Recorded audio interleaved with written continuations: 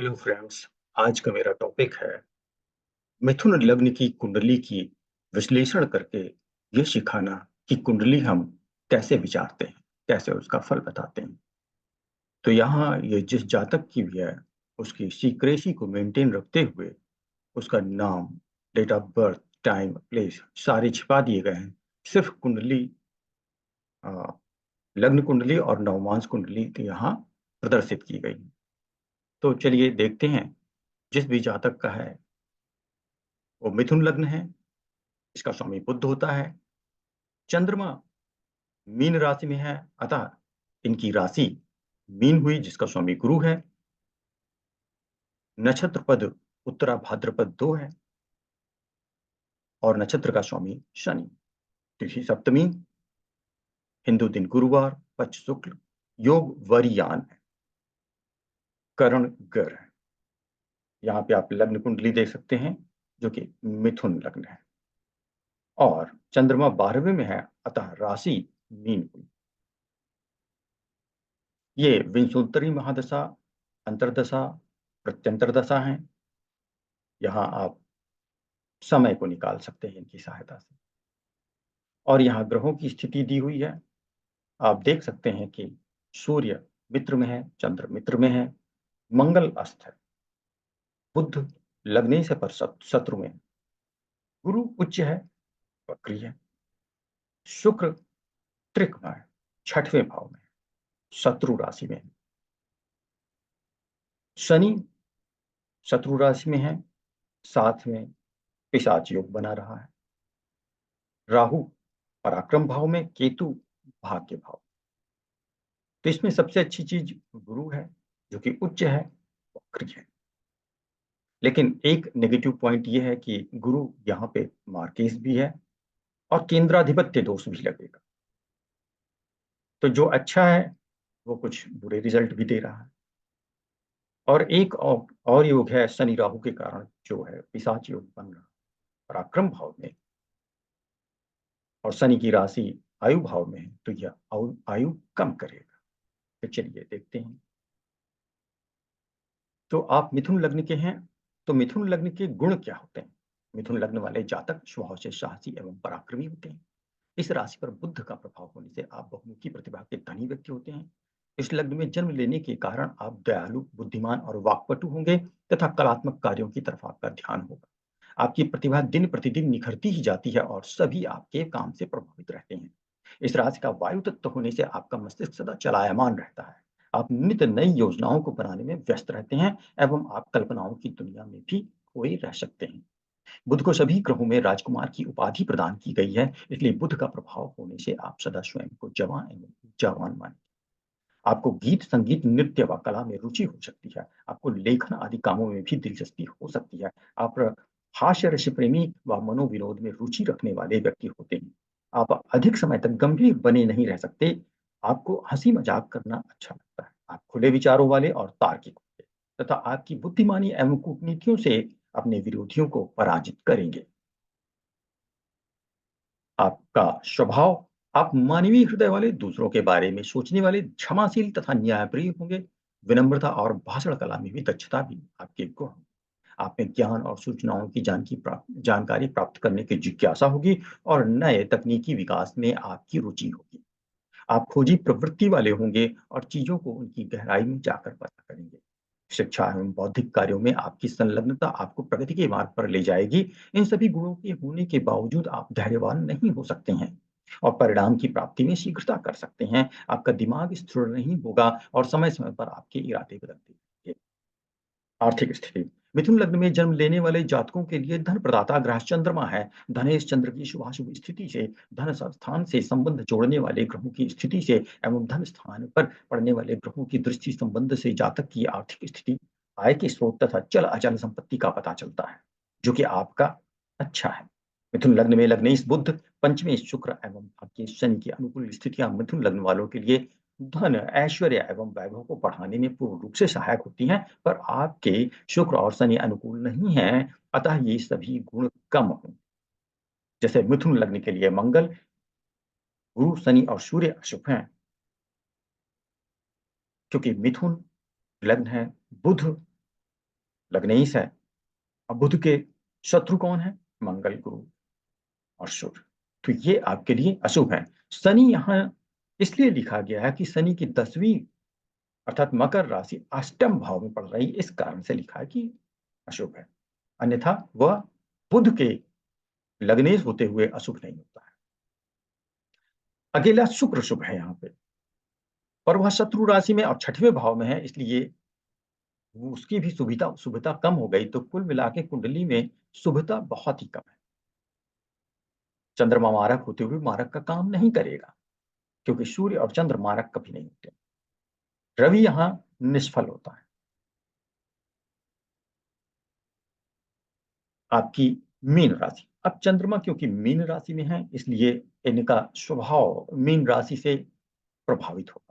तो ऐसा जातक चिंतन मनन करने वाले होते हैं, ये ईश्वर में भक्त रखने वाले होते हैं एवं सामाजिक रूढ़ियों का कट्टरता से अनुपालन करते हैं। इस राशि के लोग व्यावहारिक नहीं होते, बल्कि संवेदनशील एवं दूरदर्शी होते हैं। आशावादी और निराशावादी के मिश्रित स्वभाव वाले इस राशि के जातक किसी एक मसले पर अपनी राय नहीं बना पाते। ऐसे व्यक्ति कुशल कवि और लेखक होते हैं तथा इसमें उनको आनंद की प्राप्ति होती है। आप समय की कीमत को जानने वाले सदा किसी न किसी काम में लगे हुए प्रतीत होंगे। आप बहुत सी बातों के जानने वाले और प्रायः सभी बातों की खबर रखने वाले होंगे।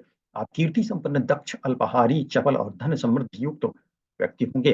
ऐसे जातकों की धन हानि शत्रु द्वारा तथा पारस्परिक राग द्वेष से होती है। बातचीत की कला में ये लोग माहिर होते हैं। इनका गैर व्यवहारिक स्वभाव कभी करीबी लोगों के लिए परेशानी का सबब बन जाता है। अब आपकी कुंडली की कुछ विशेष बातें। आपका जन्म गंडमूल में नहीं हुआ, अतः गंडमूल की कोई समस्या नहीं है। गंडमूल में ना होने का कारण क्या है? क्योंकि 3 राशियां जो 3 नक्षत्र ऊपर के नक्षत्र नंबर 1, जिसे हम अश्विनी कहते हैं, अश्विनी, मघा, मूल और आश्लेषा, ज्येष्ठा और रेवती, इनमें आपका जन्म नहीं हुआ, अतः आप गंडमूल की समस्या से फ्री हैं।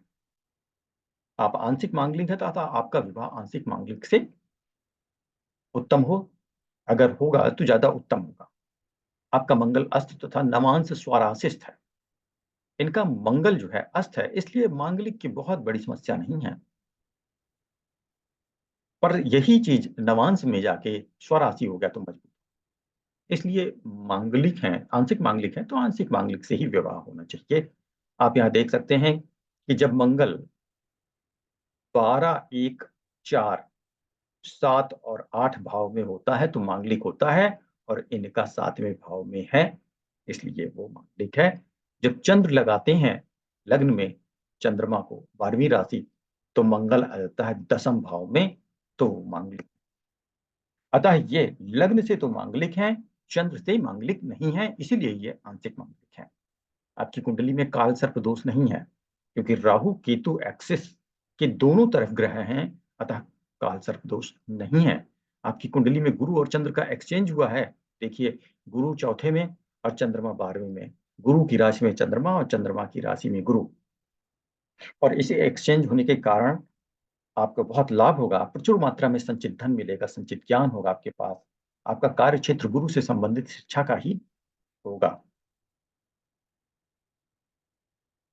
राहु गुरु, आप क्योंकि आपका जो जन्म हुआ है तो मिथुन लग्न, मिथुन राशि का जो अंशात्मक मान है, आप यहाँ से देख सकते हैं। अगर इस टेबल में जाएं तो यहाँ पे मिथुन का अंशात्मक मान 19 डिग्री 29 मिनट है। तो 19 डिग्री 29 मिनट जो है आता है 16:40 और 20 के बीच में, जो कि राहु गुरु का नवांश होता है मिथुन राशि में। मिथुन राशि के बनने में 9 पद, 9 चरण लगे हैं नक्षत्रों के, उसमें से एक चरण ये है। तो इस चरण का स्वामी राहु और गुरु हैं। तो आपका ये जन्म आर्द्रा नक्षत्र के चौथे पद में हुआ है। तो ये जो पद हम निकालते हैं, आप देखें कि लग्न राशि कितने डिग्री है, फिर उस राशि के नक्षत्रों की श्रेणी में जाएं। इसका पूरा वीडियो हमने डाला है। उस राशि के नक्षत्रों की श्रेणी में जाएं और अपना डिग्री देखें किस डिग्री में आ रहा है, किस ग्रुप में आ रहा है। फिलहाल इनका राहु और गुरु में आ रहा है, तो आपका जन्म आर्द्रा नक्षत्र के चौथे पद में हुआ है। यह आर्द्रा की संवेदनशील और दयालु पक्ष से संबंधित है। इसमें एक मजबूत इच्छा शक्ति है, विकास की प्रक्रिया में अपने से कम भाग्यशाली लोगों की मदद करने की इच्छा है। यह आमतौर पर शुभ फल प्रदान करते हैं। आर्द्रा में जन्म लिए जातकों की इच्छा बिना आंसू गिरे पूर्ण नहीं होती, अर्थात आपको बहुत स्ट्रगल के बाद ही सफलता मिलती है। आपका जन्म वरयान योग में हुआ है। शुरुआत में ही लिखा है वरयान योग में हुआ है। अतः आपके पास सारी सुख सुविधा होगी, कामुकता भी पर्याप्त होगी। आपके विवाह भाव में धनु राशि है, जिसका स्वामी गुरु उच्च होके बैठा है, अतः केंद्राधिपत्य दोष के कारण विवाह लेट से होगा। गुरु जैसी ही शिक्षा क्षेत्र से संबंधित उच्च व्यक्ति से हुआ होगा। यह हुआ होगा या हो चुका होगा। यह भाव मंगल और सूर्य से पीड़ित है, अतः दाम्पत्य जीवन कम होगा। यह कन्फर्म होता है शुक्र के 6th भाव शत्रु राशि में होने से, अतः क्योंकि शुक्र आपका कमजोर हो गया है, शत्रु राशि में 6वें भाव में,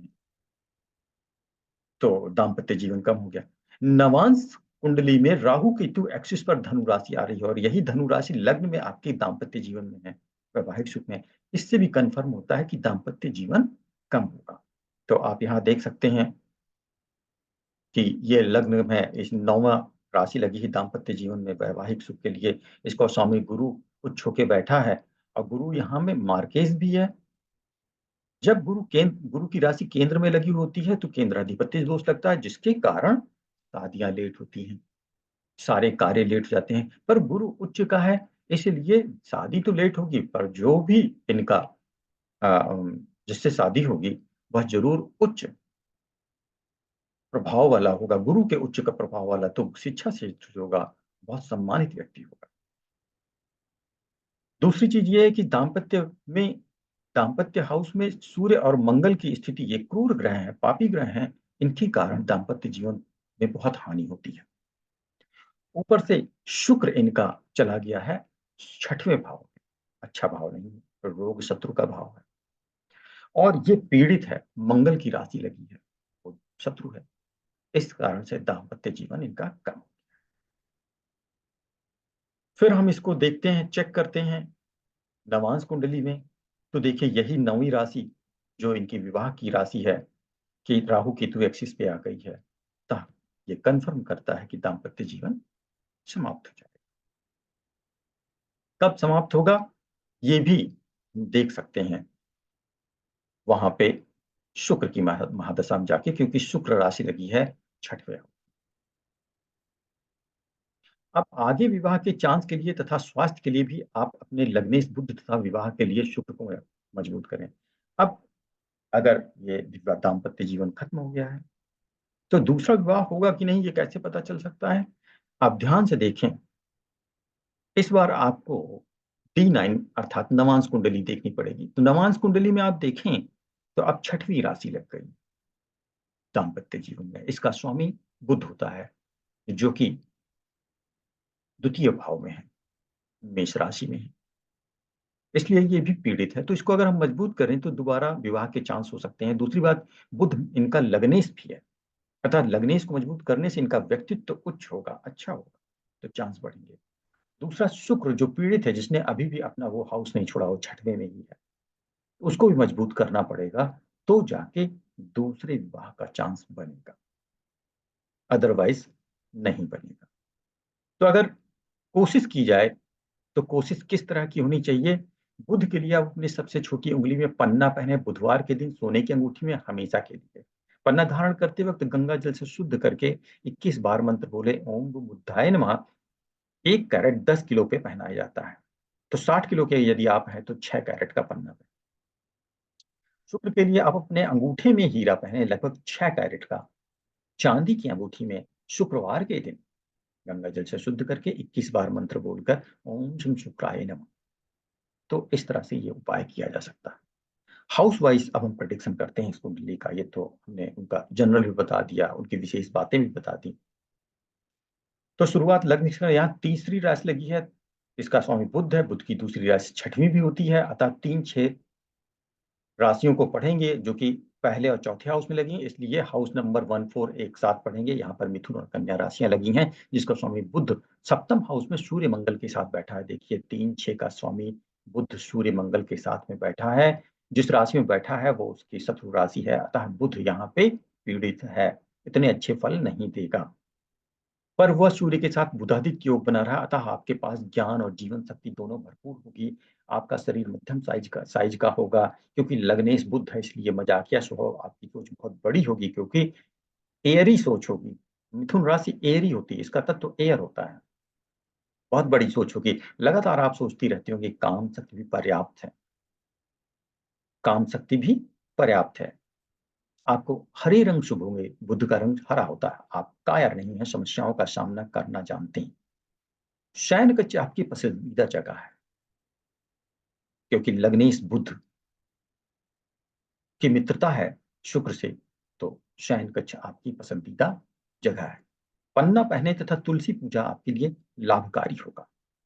माँ के घर में सभी सुख आपको मिलेंगे, क्योंकि चौथे हाउस में छठी राशि लगी है बुध की, तो माँ के घर में आपको सभी सुख मिलेंगे, माँ का प्यार खूब मिलेगा। पर कुछ मामलों में आप माँ का विरोध भी करेंगे, क्योंकि बुध ऐसा मानता है कि माँ उसकी शत्रु है। अब हाउस 2 पे यहाँ आते हैं, तो यहाँ गुरु की चौथी राशि लगी है, चंद्रमा की राशि है, तो हाउस 2 यहाँ पर कर्क राशि है, जिसका स्वामी चंद्र और गुरु के बीच में एक्सचेंज हुआ है। तो हाउस 2 में चंद्रमा की राशि कर्क लगी है, चंद्रमा बैठा है गुरु की राशि में, गुरु बैठा है चंद्र की राशि में, तो एक्सचेंज हुआ है। अतः संचित ज्ञान, ये एक्सचेंज हमेशा अच्छा होता है। तथा संचित ज्ञान, धन, भोजन, वाणी तथा वचन, ये सभी आपके बहुत अच्छे होंगे और प्रचुर मात्रा में। हाउस 3, अब हाउस 3 में हम आते हैं, तो यहाँ पे 5वीं राशि लगी है, सूर्य की राशि लगी है। सूर्य बैठा है 9वें में, अपने मित्र राशि में बैठा है, लेकिन वहां पे बुध और मंगल भी है, मंगल अस्त है। तो देखा जाए तो सूर्य यहाँ पे मित्र राशि में, तो हाउस 3 यहाँ पर सिंह राशि है, जिसका स्वामी सूर्य मित्र राशि में बैठा है, और यहाँ शनि तथा राहु बैठे हैं। अतः आप हिम्मती हैं, भाई बहनों रिश्तेदारों का प्यार पूरा मिलेगा, पर आपको छाती और दाहिना कान में समस्या हो सकती है। उसका कारण है राहु की उपस्थिति। आपकी आयु कम है या फिर स्वास्थ्य समस्याओं के साथ है। यह समय आएगा 5/4/28 से 29/8/28 के बीच। अब ये कैसे निकला? क्योंकि देखिए, शुक्र जो है इनका दोनों नवांश कुंडली में भी और लग्न कुंडली में भी 6वें हाउस में है। लग्नेश इनका पीड़ित है शत्रु रंग, और जो शनि राहु की युति है, पिशाच योग ये बन रहा है।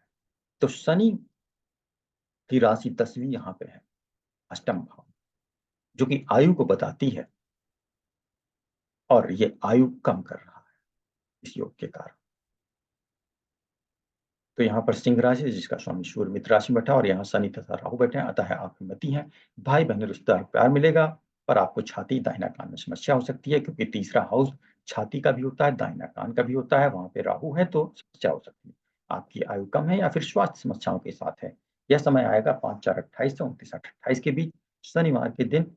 अगर इसका उपाय आप करना चाहते हैं, तो शनिवार के दिन हनुमान चालीसा का पाठ करें, तथा हो सके तो पीपल वृक्ष पर काला तिल सरसों में डाल के दीपक जलाएं, मंत्र पढ़ते हुए ओम शम शनैश्चराय नमः, ओम शनैश्चराय नमः। तो इससे आपको राहत मिलेगी। अब ये डेट कैसे निकाली, आप ये देख सकते हैं कि लग्न कुंडली में मार्कीस गुरु, तो गुरु मार्केस हो गया है, और शुक्र इनका छठा भाव पीड़ित है। तो अब हम देखते हैं आयु के हिसाब से, तो आप देख सकते हैं यहाँ पे शुक्र के अंदर गुरु,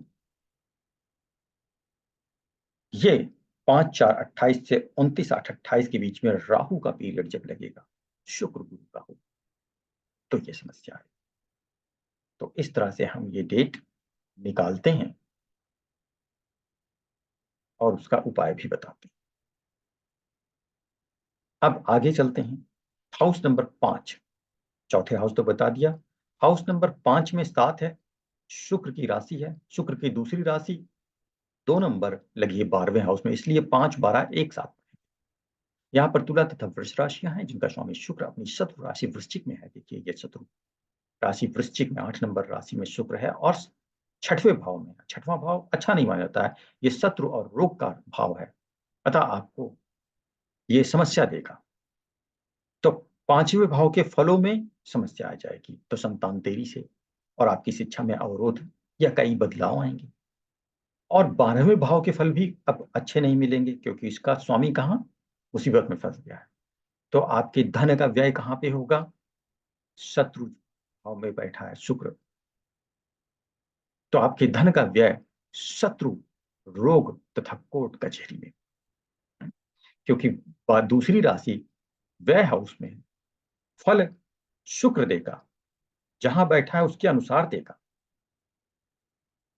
तो व्यय होगा रोग, कोर्ट कचहरी, शत्रु इत्यादि, क्योंकि 6वां भाव यही है। अब हम हाउस नंबर 6, 11 को पढ़ेंगे। हाउस नंबर 6 और 11, यहाँ पे 8 और 1 राशि लगी है, जिसका स्वामी मंगल है, वो अस्त है। कोई ग्रह जब अस्त हो जाता है, तो उस भाव के बुरे फल मिलने लगते हैं और अच्छे फल रुक जाते हैं। तो ये एक सबसे बड़ी समस्या होती है। तो यहाँ वृश्चिक तथा मेष राशियां हैं, जिनका स्वामी मंगल अस्त होकर सूर्य व बुध के साथ धनु राशि में बैठा है, अतः आपको जननांगों के गुप्त रोग हो सकते हैं। देखिए, क्योंकि ये शुक्र अस्त है और शुक्र की 8वीं राशि वृश्चिक राशि, जो कि जननांगों गुप्तांगों को भी उसके वृश्चिक राशि के अंग क्या है? गुप्तांग, और वो रोग भाव में बैठा है। इसलिए आपको रोग जो होंगे वो गुप्तांगों के। आपके शत्रु आपको परेशान कर सकते हैं। क्यों? क्योंकि मंगल अस्त है। इससे राहत के लिए हनुमान चालीसा का पाठ करें, मंगल को मजबूत करें। 11th हाउस धन आगमन। अब हम इसकी मंगल की दूसरी राशि मेष धन भाव में लगी है। तो 11th हाउस धन आगमन हाउस है, अतः वहां भी समस्या आ सकती है। नौकरी लगने में देरी हो सकती है या समस्या हो सकती है, क्योंकि मंगल अस्त है। तो मंगल को मजबूत करने से या हनुमान चालीसा का पाठ करने से आपका धन भी लगातार आता रहेगा और रोगों से मुक्ति भी मिलेगी। अब हाउस 7 एंड 10 क्यों? क्योंकि यहाँ पे 9 और 12 जिसका स्वामी बृहस्पति है वो लगी हैं। तो एक साथ 9, 12 हाउस नंबर 7 को चितौत्य या वैवाहिक संबंध वाला भाव कहते हैं और हाउस नंबर 10 जो होता है वो आपकी आजीविका या करियर भाव होता है, क्या जॉब करेंगे वो होता है, और इन दोनों का स्वामी गुरु उच्च होके बैठा है। तो यहाँ के फल तो आपको बहुत अच्छे मिलेंगे, देर से मिलेंगे केंद्राधिपत्य दोष के कारण। मार्के से गुरु इसलिए आपको कष्ट भी मिलेगा, लेकिन पूरी कुंडली में यही वो गुरु है जो सबसे उच्च का है और जो सबसे अच्छा फल दे रहा है। तो हाउस नंबर 7, 10 यहाँ धनु तथा मीन राशियां हैं, जिनका स्वामी उच्च होके सेकंड हाउस में है, अतः केंद्राधिपत्य दोष के कारण आपकी शादी देर से हुई होगी या होगी। यहाँ गुरु मार्केज भी आता है, गुरु की दशा अंतरदशा 29, 12, 25 से 29, 8, 28। अब गुरु की अंतरदशा में जाएं और वहां ऊपर से देखें तो आपको ये टाइम मिल जाएगा, उस समय में कष्टमय जीवन आएगा। आपका विवाह गुरु जैसे ही उच्च व्यक्ति से हुआ होगा या होगा, जो कि शिक्षा के क्षेत्र में होगा, पर क्योंकि शुक्र पीड़ित है, अतः और मंगल अस्त है। शुक्र मंगल की राशि में मंगल अस्त है और शुक्र पीड़ित है, अतः 6ठे हाउस के अवगुण भारी पड़ेंगे और दाम्पत्य जीवन खतरे में आ जाएगा। आपकी आजीविका आपके शिक्षा के क्षेत्र से आएगी। अब हाउस 8, 9 एक साथ पढ़ रहे हैं, क्योंकि आप देखें 10 और 11 राशियां 8, 9 में लगी और दोनों का स्वामी एक ही है, वो है शनि।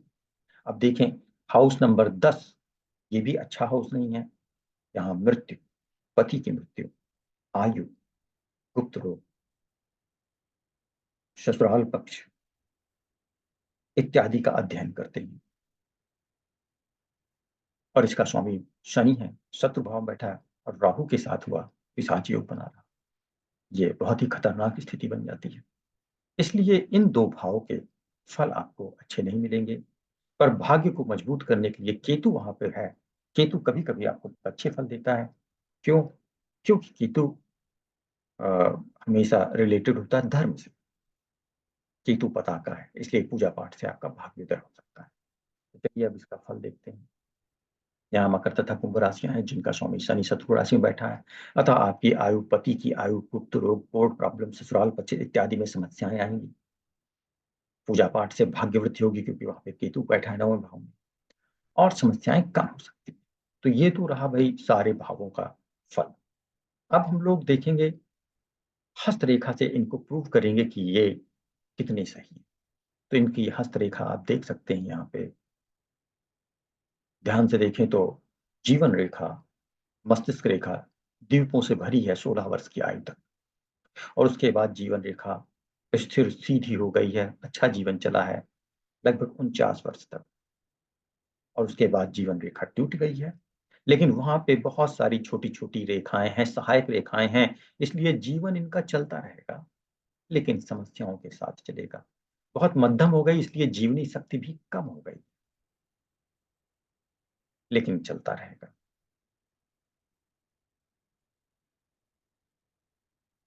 मस्तिष्क रेखा ध्यान से आप देखें तो शुरुआत में द्वीपों से भरी है इसलिए सोच इनकी अच्छी नहीं थी। सोच इंट्रोवर्ट थी, बहुत दबाव में थी, तकलीफ कष्टमय जीवन रहा होगा। 16 वर्ष की आयु में एक द्वीप पूर्ण हुआ है अर्थात मानसिक आघात लगा होगा जिसके बाद इन्होंने इनके जीवन मानसिक सोच बदल गई है और ये भावुकता छोड़ के अचानक व्यावहारिक हो गई और ये पूरा फिर व्यावहारिक हो गई। तो इनकी सोच व्यावहारिक होने से ये पढ़ाई-लिखाई और फिर बहुत ही प्रैक्टिकल लग हो गई। भावुकता वैसे भी ज़िंदगी में कुछ देता नहीं है, सिर्फ़ नुकसान होता है। भाग्य रेखा देखें तो शुरू में सीधी है, फिर आके एक जगह टूटी है, फिर सीधी हुई है, फिर टूटी है, फिर सीधी, फिर यहाँ बाइफरकेट 2 हिस्सों में हुई, फिर शनि के नीचे टूट गई इसलिए भाग्य ने वहाँ साथ छोड़ा और वहीं पे हृदय रेखा भी टूटी है, इसलिए दाम्पत्य जीवन वहीं पे खत्म हुआ होगा और उसके बाद भाग्य आगे बढ़ के बृहस्पति पद को जाता है और साथ में शनि पे भी जाता है। भाग्य तो इनको अच्छा है, लेकिन बीच-बीच में टूटा है, इस कारण से बीच-बीच में ज़िंदगी में बहुत सारी समस्याएँ आई हुई। इनका हृदय रेखा क्योंकि शनि के क्षेत्र के नीचे जाके टूट गई है, भाग्य रेखा भी टूटी है, दाम्पत्य जीवन खत्म।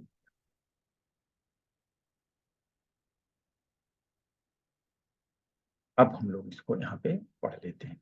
तो आपकी जीवन रेखा 48 वर्ष तक पूर्ण है, उसके बाद टूटी है पर सहायक रेखाएँ अतः किसी स्वास्थ्य समस्या के कारण स्वास्थ्य में थोड़ी गिरावट आएगी। शुरुआत में जीवन तथा मस्तिष्क रेखा एक हैं तथा द्वीपों से भरी हैं अतः आपका बचपन से 16 वर्ष की आयु तक जीवन संघर्षमय तथा सोच इंट्रोवर्ट रही होगी। 16वें वर्ष में किसी मानसिक आघात या विचार से आप में परिवर्तन आया और आप इमोशनल से प्रैक्टिकल हो गई। उसके बाद एक मजबूत मजबूत मस्तिष्क रेखा है। तीसरा, आपकी हृदय रेखा भी अच्छी है। इससे पता चलता है कि आपका पति भी अच्छा होगा। आप दयालु हृदय हैं। हृदय रेखा शनि क्षेत्र के नीचे टूट गई अतः दाम्पत्य जीवन खंडित हो गया। आपके हाथ में भाग्य रेखा पूर्ण है पर 3 जगह जॉइंट है अतः आपको सब कुछ अपनी मेहनत से ही मिलेगा। अब हम लोग यहाँ पे हाथ का वो हिस्सा देखते हैं, जहाँ पे विवाह रेखा देखते हैं, एक ही विवाह रेखा है, काफ़ी दूर है अर्थात काफ़ी लेट विवाह हुआ, एक ही बार होगा, इससे ये पता चलता है। तो एक ही विवाह रेखा है, अतः एक ही विवाह होगा। आप बहुत ही ईमानदार व्यक्ति हैं।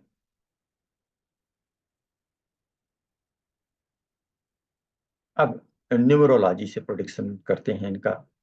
इनकी डेट के अनुसार इनका मूलांक 4, भाग्यांक 4, नामांक 6, स्तूपांक 9, शुभांक 5 है। आपके लिए 2 नंबर बहुत लकी हैं, 5 और 6। 5 और 6, 5 बुध का नंबर है और 6 शुक्र का। ऐसा ही ऊपर कुंडली में भी हमने बताया है कि बुध इनका लग्नेश है और शुक्र 6वें में है और वही इस कुंडली में सबसे शुभ फल देगा।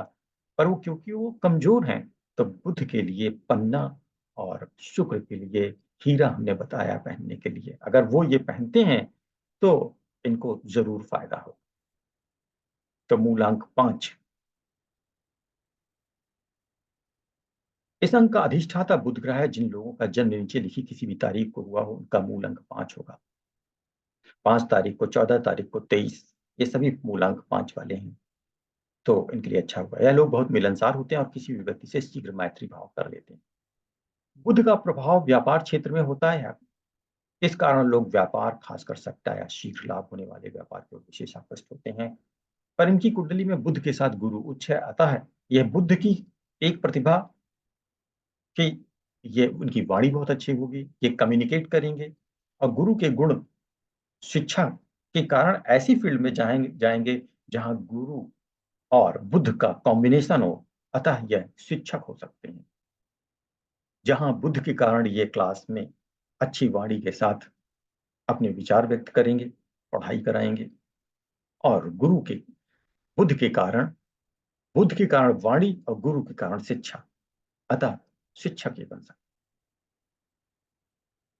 इनका स्नायु मंडल बहुत फुर्ती से कार्य करता है, इस कारण ये जल्दबाज होते हैं। इनकी प्रकृति में यह विशेषता होती है कि अधिक दिन तक किसी बात पर चिंता, शोक या पश्चाताप नहीं करते। किसी ने मानसिक आघात पहुँचाया तो थोड़े काल में ही उसे भूल गए और पूर्ववत अपने कार्य में लग गए। इन लोगों के लिए बुध, बृहस्पति तथा शुक्र विशेष शुभ होते हैं। यदि 21 मई से 23 जून तक तथा 21 अगस्त से 23 सितंबर के बीच के काल में इनके लिए अनुकूल वार 5 तारीख, 14 तारीख, 23 तारीख पड़े, तो उस दिन नवीन कार्य की बुनियाद डालने से अवश्य अधिक सफलता की आशा होती है। बुध का प्रभाव इन लोगों पर विशेष रहता है। बुध स्नायु मंडल का अधिष्ठाता है। यह लोग अपनी स्नायुवी शक्ति इतनी अधिक व्यय करते हैं कि अधिकांश अवस्था में जब अधिक अवस्था होती है तो स्नायु मंडल की कमजोरी से नर्वस ब्रेकडाउन या मूर्छा आदि की आशंका होती है। इसी कारण इनके मिजाज में जल्दबाजी, चिड़चिड़ापन, शीघ्र क्रोध आने की प्रवृत्ति आदि के लक्षण पाए जाते हैं। हरा या हल्का हरा रंग इन्हें शुभ होगा। पन्ना इनके लिए शुभ होगा। तो मित्रों, आज ये कुंडली का विश्लेषण हमने किया। आपको पसंद आया हो, सब्सक्राइब करें, लाइक करें। धन्यवाद।